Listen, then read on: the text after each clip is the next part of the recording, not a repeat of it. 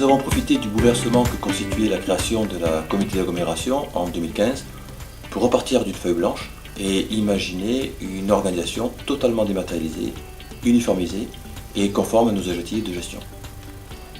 Avant même la création de la communauté d'agglomération, nous avons échangé avec de nombreuses collectivités pour concevoir un cahier des charges très détaillé, conforme à nos attentes.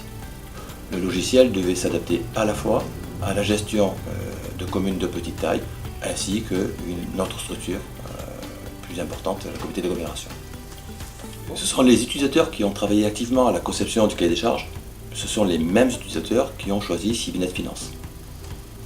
Civinet Finance s'inscrivait dans notre stratégie d'ensemble et répondait à deux objectifs majeurs. Passer d'une gestion papier à une gestion totalement dématérialisée et profiter de cette avancée technologique pour proposer aux communes adhérentes une gestion mutualisée beaucoup plus performante. Alors, dans un souci d'harmonisation des procédures, la mise en place du logiciel concernait à la fois, bien entendu, la communauté d'agglomération, mais également la ville de Verdun.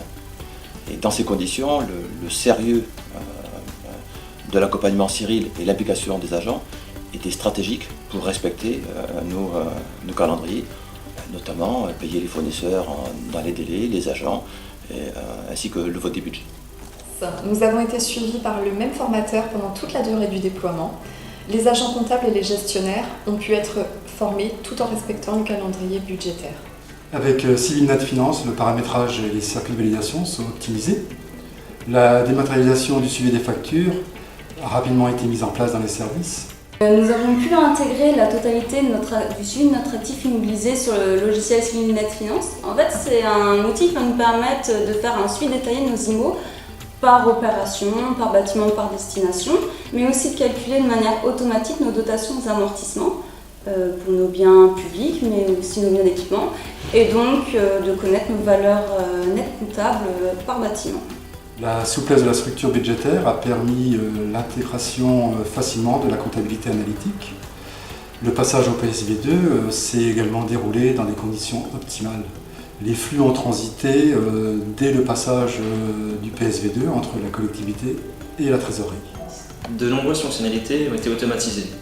La suppression des saisies répétitives dans les tâches comptables a généré des gains de productivité qui sont investis dans le contrôle de gestion et dans l'accompagnement des autres collectivités et des autres directions.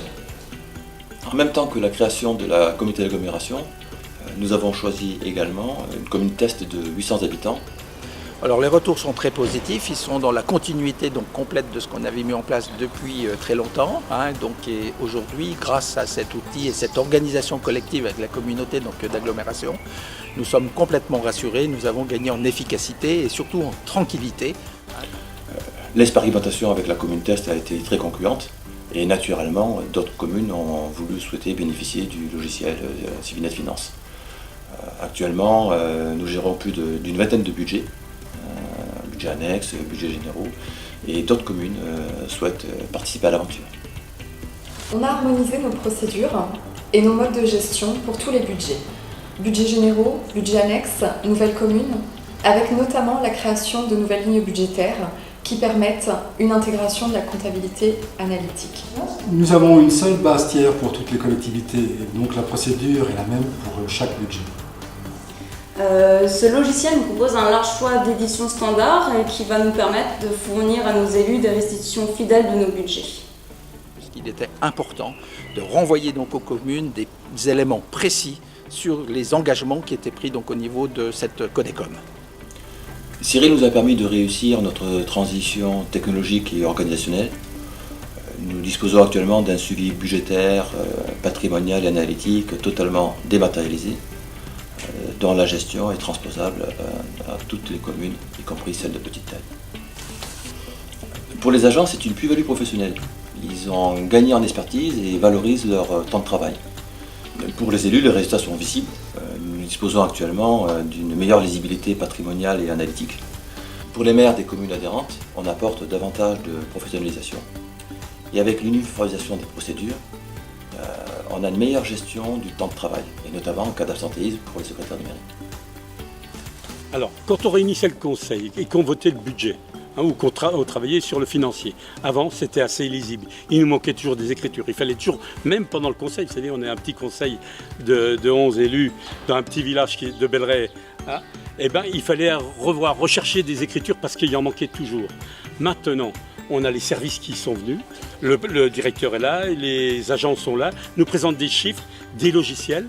Tout ça est présenté à la lecture sur un écran et ça rassure les conseillers. Je vais vous prendre par exemple les transferts de compétences. Donc les communes ont transféré la voirie, le scolaire, et nous avons aujourd'hui un niveau de transfert très nettement supérieur aux moyennes nationales. Et dans ce cadre-là, nous envisageons également de créer un employeur unique territorial, c'est-à-dire que l'ensemble des agents seront communautaires et presteront pour les communes.